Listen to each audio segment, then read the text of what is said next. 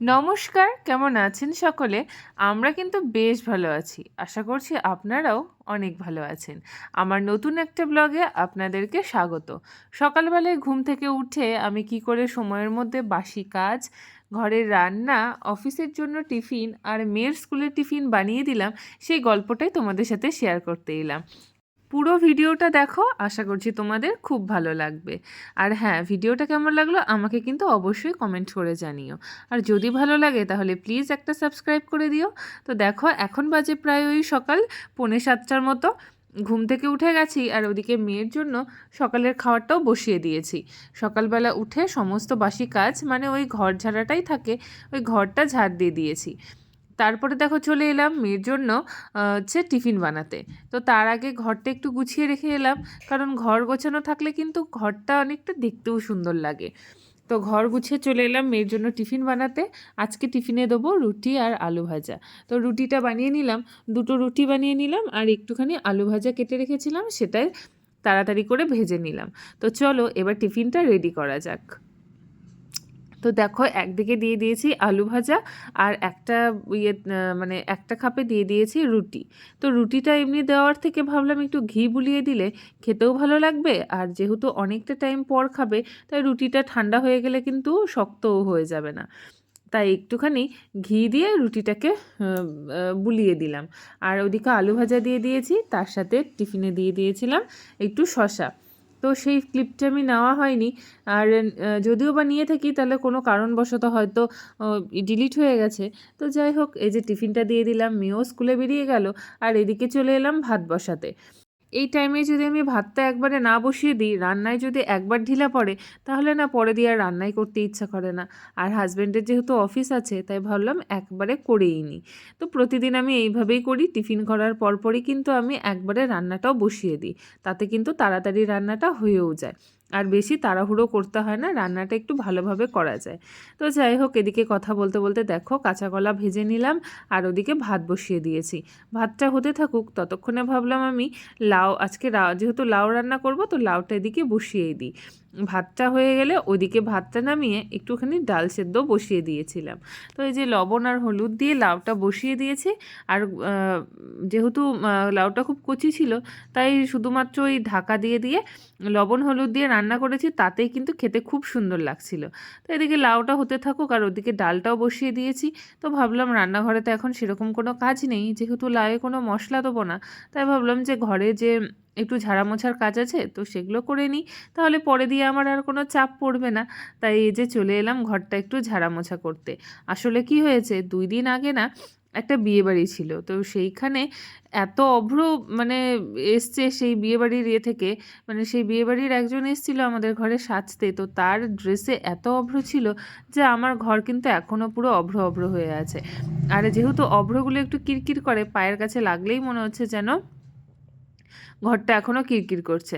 তো সেই মতোই আমি বারবার ঝাড় দিচ্ছি, বারবার মুছছি। আর অভ্রগুলো মুছলে না কি হচ্ছে, পায়ের সাথে লেগে যায়, মানে জলের সাথে আরও মেঝের মধ্যে চিটকে লাগছে। তো অভ্রগুলো উঠতেই চাইছে না, ওই জন্য বারবার আমি শুধু ঝাড় দিয়ে দিয়েই অভ্রগুলো মানে ফেলার চেষ্টা করছি। তো যাই হোক, এদিকে মেয়ের টেবিলটাও মানে পড়ার টেবিলটাও অগোছালো হয়েছিল। স্কুলে যা যা বই লাগবে সেগুলো নিয়ে গেছে, তো ভাবলাম টেবিলটা এখন একটু গুছিয়ে রাখি। আর এই যে কী কী সব বানাতে থাকে তার জন্য রং, কাঁচি, সমস্ত কিছু সবসময় আমার টেবিলের উপর ছড়ানোই থাকে। তো যাই হোক, এই যে বললাম না অভ্র, এই দেখো দেখো খাটের ওই সাইডগুলোতে পর্যন্ত অভ্র ঢুকে গেছে। আর আমার সকালে তো সমস্ত ঝাড়ঝাঁটা হয়ে গেছে, কারণ তখন তো অত ভালো করে ঝাড় দিতে পারিনি। এই যেহেতু মেয়ের স্কুলে যাবে, টিফিন বানাতে হবে, সেই একটা চিন্তা থাকে, তাই ভাবলাম যে এখন একটু ঝাড় দিয়ে দিই কোনো রকমভাবে, পরে দিয়ে নয় ভালো করে আবার ঝাড় দেবো। তো যাই হোক, এই যে কিছু একটা বলছিলাম, আমার ঠিক মনে নেই কী কথা বলছিলাম। আর এই যে ঝাড় দিচ্ছি ভালো করে, আর এই যে কোনা কাঞ্চিগুলোতে না বেশি অভ্রগুলো ঢুকে গেছে। তো এদিকে জল বসিয়েছি আমার ডিটক্স, আর হচ্ছে ডালে দেবো, সেই জন্য মানে ডিটক্সও খাবো আর অর্ধেক জলটা একটু ডালেও দিয়ে দেবো। তো ভাবলাম বারবার কি বসাবো, একবারে হচ্ছে বসিয়ে দিই। তো 8:30টার সময় যেহেতু আমি ডিটক্স ওয়াটারটা খাই, তাই জন্য হচ্ছে ভাবলাম যে একবারে ডালের জন্য জল আর ডিটক্সের জল একবারে বসিয়ে দিই। এদিকে দেখো আমার লাউটাও কিন্তু খুব সুন্দরভাবে হয়ে গেছে, কোনো মশলা দিইনি, শুধু নামানোর আগে একটুখানি জিরের গুঁড়ো দিয়ে দিয়েছিলাম। আর ডালটা এদিকে গরম জল দিয়ে দিলাম, দিয়ে ডালটা একটু ফুটে উঠলে এটাও কিন্তু আমি সাদলে নেবো। আজকে আর দুটো কড়াই ভরাইনি, কারণ যেহেতু হাতে সময় ছিল আর রান্নাও দেখলাম হয়েই গেল তাড়াতাড়ি, লাউটাও হয়ে গেল আর ভাজাটাও হয়ে গেল। আর এদিকে ডাল তো প্রেশারে আমি দিই, কারণ ডাল এমনি সেদ্ধ দিলে পরে অনেকটা টাইম লাগে আর প্লাস অনেকটা গ্যাসও কিন্তু খরচ হয়। তো সব কিছু মাথায় রেখে ডালটা আমি প্রেশারেই করে নিই। অনেকে বলে প্রেশারের ডাল ন্যালপা হয়, কিন্তু প্রেশারের ডাল কিন্তু অতটাও ল্যাঁতল্যাঁত করে না। যদি দুটো সিটি দিয়ে গ্যাসটা বের করে দেওয়া যায় তাহলে প্রেশারের ডাল খেতেও কিন্তু ভালোই লাগে। তো যাই হোক, ডালটা সম্বারা দেওয়া হয়ে গেছে। এদিকে এইসব করতে করতে কিন্তু হাজব্যান্ডের খাওয়ার টাইমও হয়ে গেছে। তো এই যে খাবারটা বেড়ে দিচ্ছি, সকালবেলায় যা যা রান্না করেছিলাম ওই ভাত, একটুখানি হচ্ছে কাঁচা কলা ভাজা আর লাউ, এই সব দিয়েই কিন্তু হচ্ছে ওকে সকালবেলা খাবারটা দিয়ে দিলাম। আর ডালটা তখন নিয়ে যাওয়া হয়নি, তো ভাবলাম ডালটা পরে বাটি করে দিয়ে দিই। আর ডালটা দেখছো একদম গরম আছে, ধোয়া উঠছে। এই ডালটাকে ঠান্ডা করব, তবেই কিন্তু অফিসের জন্য খাবারটা আমি বের করব। নইলে পারে এই গরমের দিন আর এত সকালের রান্নার ডাল না ওই 2টো 2:30টা অবধি, আর যেহেতু চাপা থাকে তাই কিন্তু ডালটা না কেমন একটা গন্ধ গন্ধ হয়ে যায়। তো ওই জন্য প্রতিদিন ভাবি ডালটাকে ঠান্ডা করে তারপরেই কিন্তু আমি টিফিন বক্সে ভরি। তো এই যে এদিকে ভাতটাও দিয়ে দিলাম আর ডালটা ঠান্ডা করা হয়ে গেছে। তো হচ্ছে আমি ডালটাও কিন্তু বেড়ে দিয়েছি। তো যাই হোক, এবার টিফিনটা গুছিয়ে দিই। টিফিনটা গুছিয়ে দিলেই কিন্তু আমার মানে সকালবেলায় যে তাড়াহুড়ো ব্যাপারটা, সেই ব্যাপারটা শেষ হয়ে যায়। তো ও তো বেরিয়ে গেল। এবার হচ্ছে রান্নাঘরের কাজগুলো যেগুলো আছে, মানে ঝাড়া মোছা, সেই এঁটো বাসনগুলোকে মাজা, সেই কাজগুলো কিন্তু করে নিচ্ছি। যে দেখো গ্যাসটা খুব সুন্দর করে মুছে নিলাম, আর একটুখানি ইয়ে দিয়েছিলাম, ভিম লিকুইডটা দিয়েছিলাম, আর ওটা দিয়ে গ্যাসটাকে খুব সুন্দর করে মুছে নিয়েছি। গ্যাসের নিচটাও মুছে নিয়েছি। এগুলো একটু পরিষ্কার থাকলে না দেখতেও ভালো লাগে। আর যে কটা বাসন ছিল, আর আজকে কিন্তু আমি কাজ করতে করতে বাসন আর মাজিনি। আমি ভাবলাম ঠিক আছে পরেই একবারেই মাজবো। কোনো দিন না কাজ করতে বড় ল্যাদ লাগে, আবার কোনো দিন দেখো পরপর সব কাজ হয়ে যায়। তো যাই হোক, এই যে বাসনটা যেগুলো বেরিয়েছিল, প্রেসার, কড়াই সমস্ত কিছু মেজে নিলাম, মেজে ধুয়ে। আর এই যে বালতিটা, যেহেতু মাঠটা ছাকি, তো বালতিটাও কিন্তু ন্যালপা হয়ে থাকে, এটাকে কিন্তু ডেলি মাজতে হয়। না মাজলে না ওই মাছিগুলো এসে বসে, আর হচ্ছে ন্যালপটে ভাবটা কিন্তু থেকেই যায়। তো আর এই যে যতবার আমরা বাসন মাজি আমি, ততবার হচ্ছে এই বেসিনটাকে কিন্তু ধুয়ে রাখি, কারণ না হলে না বেসিনে ওই বড্ড তেল তেলে লাগে। তো যাই হোক, এদিকে যে হচ্ছে যে কাপড়টা দিয়ে মানে ভাতের হাঁড়ি টাড়ি নামাই, সেটা একটু ধুয়ে নিলাম ভালো করে। সেটা তো ডেলি ধুয়ে নিই, একটুখানি সার্ফ বা একটুখানি সাবান দিলেই কিন্তু ওটা বেশ পরিষ্কার হয়ে যায়, মানে তেল তেলে ভাবটা থাকে না। তো রান্নাঘরের কাজটা শেষ করে চলে আসলাম এদিকে সোফাটা গোছাতে। সোফাটা সকালবেলা একবার গুছিয়ে রেখেছিলাম, কিন্তু তবুও ওই যে ওঠা বসা হয়, আমিও 2-3 বার বসলাম, আমার হাজব্যান্ডও এসে 2-3 বার বসলো সোফায়, তো ওই জন্য কিন্তু সোফাটা একটু এলোমেলো হয়ে গেছে। তো ভাবলাম যে আরেকবার গুছিয়েই দিই। আর এদিকে চলে এলাম ঘরে, কারণ এই ঘরটা মুছে নিয়ে পুজোটা যতক্ষণ না করব ততক্ষণ কিন্তু আমার খাওয়া আর হবে না। তো ওই জন্য সকাল থেকে ভাবি, তাড়াহুড়ো করতে থাকি যে হচ্ছে কখন স্নান করব, কখন পুজো করব আর খাবো। রিসেন্টলি যেহেতু সিস্ট অপারেশন হয়েছে, তাই বেশিক্ষণ না খেয়ে থাকাটা আমার জন্য ঠিক নয়, ডাক্তার বলেই দিয়েছিল। তাই সকাল সকাল উঠে যতটা সম্ভব তাড়াতাড়ি করে ওই 10টা 10:30টার মধ্যে পুজো শেষ করে আমি কিন্তু খেয়ে নিই, কারণ পুজো না শেষ করে খেতে ইচ্ছে করে না।